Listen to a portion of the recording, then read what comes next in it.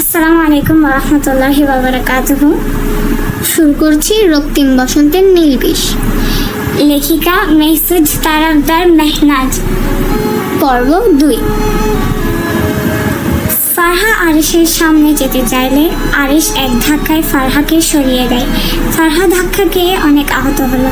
সে নিজেকে সামলেই আরিশের সামনে গিয়ে আরিশের মাথা নিজের কাঁধে হেলিয়ে দিয়ে মাথায় হাত বুলিয়ে দিল। ফারহার স্পর্শে আরিশের ভেতরে চলতে থাকা সেই প্রচণ্ড ঝড়টা যেন এক মুহূর্তের জন্য থমকে গেল। যে মানুষটা একটু আগেও হিংস্র পশুর মতো গর্জে উঠছিল, সে এখন ফারহার কাঁধে মাথা রেখে অদ্ভুতভাবে শান্ত হয়ে আসছে।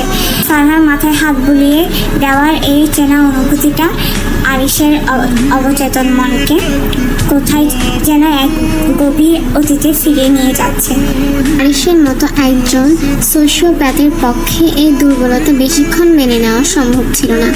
কয়েক সেকেন্ডের মধ্যে সে আবার নিজেকে শক্ত করে নিল। ফারহার কাঁধ থেকে মাথা সরিয়ে নিয়ে সে কয়েক পা পিছিয়ে গেল। তার চোখে তখন নিজের এই দুর্বলতার জন্য এক ধরনের তীব্র অস্বস্তি আর রাগ। আপনি বড্ড বেশি সাহস দেখাচ্ছেন ডক্টর। আরিশ নিজের গলার আওয়াজ স্বাভাবিক করার চেষ্টা করে বলল, যদিও তার কণ্ঠস্বর সামান্য কাঁপছিল। আমি আপনাকে আঘাত করেছি আর আপনি আমার মাথায় হাত বুলিয়ে দিচ্ছেন। নাটক বন্ধ করুন। ফারহা ধাক্কা খাওয়ার কারণে তার কনুইতে বেশ ভালোই চোট লেগেছিল। সেখান থেকে হালকা রক্ত জমতে শুরু করেছে, কিন্তু সেদিকে তার বিন্দুমাত্র খেয়াল নেই। তার মাথায় তখন কেবল একটাই চিন্তা ঘুরপাক খাচ্ছে, তার পকেটে থাকা ওই মেসেজটা। এই আরিশ যে পুরো দুনিয়ার কাছে এক আতঙ্কের নাম, সে তার নিজের সৎ ভাই। ফারহা দীর্ঘশ্বাস ফেলে টেবিলের ওপর থেকে নিজের ডায়েরি আর কলমটা তুলে নিল। সে নিজের ভেতরের সবটুকু আবেগ ধামাচাপা দিয়ে অত্যন্ত পেশাদার গলায় বলল, আজকের মতো আমাদের সেশন এখানেই শেষ। আরিশ সাহেব, আপনার ওষুধগুলো নার্স দিয়ে যাবে, ঠিক সময়ে খেয়ে নেবেন। আরিশ কোনো উত্তর দিল না। সে আবার জানালার ওপাশে মুখ ফিরিয়ে নিল। ফারহা রুম থেকে বেরিয়ে ভারী লোহার দরজাটা আটকে দিল। তখন করিডোরের ঠান্ডা বাতাস তার চোখে মুখে এসে লাগলো। এতক্ষণে তার খেয়াল হলো তার কোণের ক্ষতের দিকে, কিন্তু মনের ভেতরে যে ক্ষত আর ধাক্কা সে মাত্র পেয়েছে, তার সামনে এই শারীরিক কষ্ট কিছুই নাই। সে দ্রুত পায়ে নিজের কেবিনের দিকে এগিয়ে গেল। তাকে এখনোই এই মেসেজের সত্যতা যাচাই করতে হবে।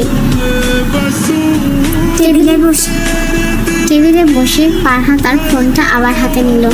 সে যে নম্বর থেকে মেসেজটা এসেছে সেটার কল দেওয়ার জন্য আঙুলটা যখন স্ক্রিনের উপর রাখলো, ঠিক তখনই তার কেবিনের দরজায় নক হলো। আসতে পারি ম্যাম? দরজায় দাঁড়িয়ে আছে সেই নার্সদের একজন, যারা তাকে সকালে ভুল রুমে পাঠিয়েছিল। তার মুখে এখন এক অদ্ভুত চতুর হাসি।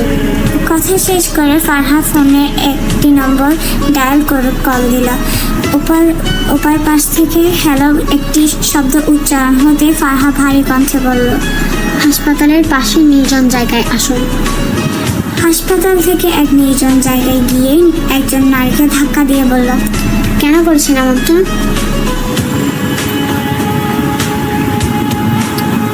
ফারহা তেমন জোরে ধাক্কা দেয়নি বলে মহিলাটি নিজেকে সামলিয়ে নিতে পেরেছে।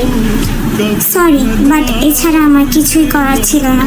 ফারহা পকেটে হাত গুজে বলল, সবকিছু ঠিক করার দায়িত্ব আপনার। তাহলে মিসেস নীলা আর শিফাকে বলবেন আজ রাতের মধ্যে দেখা করতে। Good bye.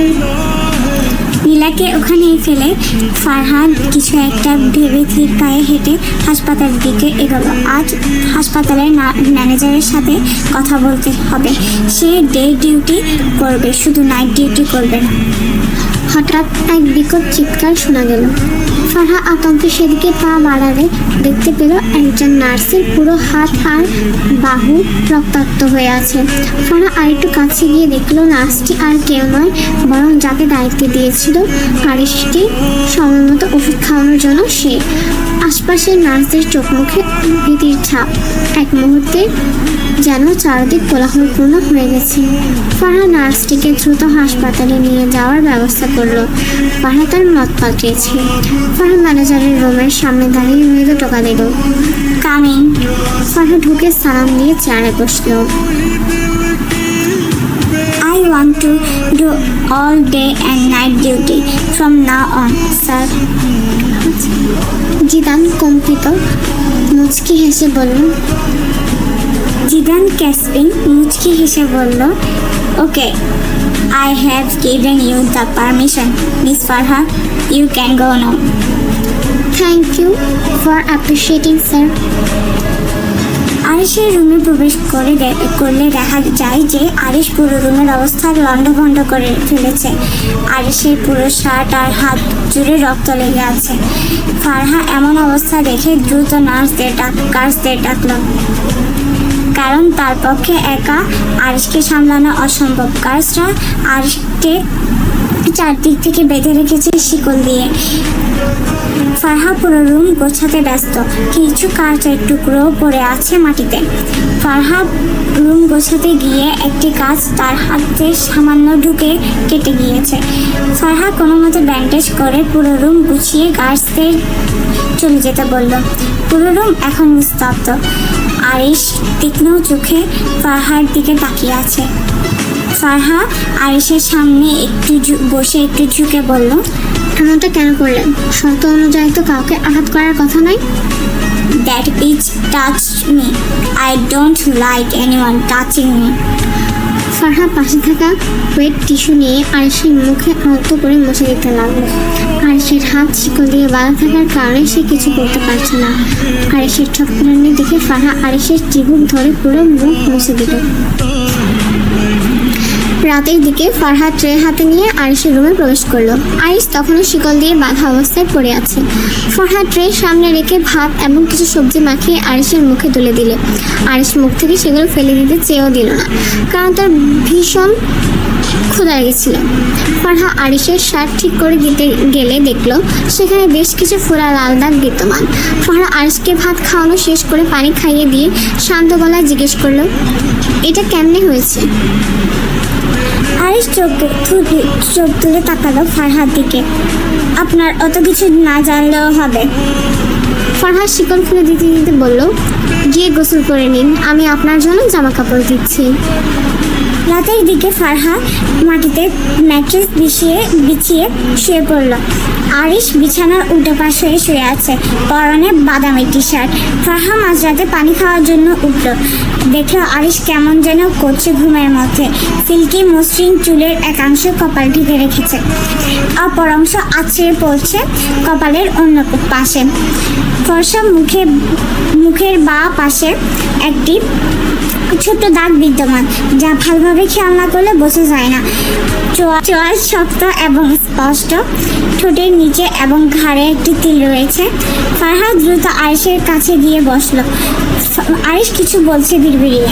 ফারহা একটু ঝুঁকলো শোনার জন্য, কিন্তু দে উইল কিল মি বাক্যটি ছাড়া একটি বাক্য সে স্পষ্ট শুনতে পায়নি। আরিশ সাহেব, আপনার কিছু হবে না। ফারহা আরিশের মাথায় হাত বুলিয়ে দিচ্ছে।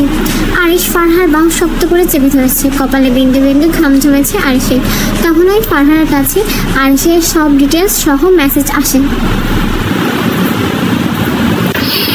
Thank you for watching this video. I hope তোমাদের এই গল্প ভালো লাগবে। আল্লাহ হাফেজ। আল্লাহ হাফেজ।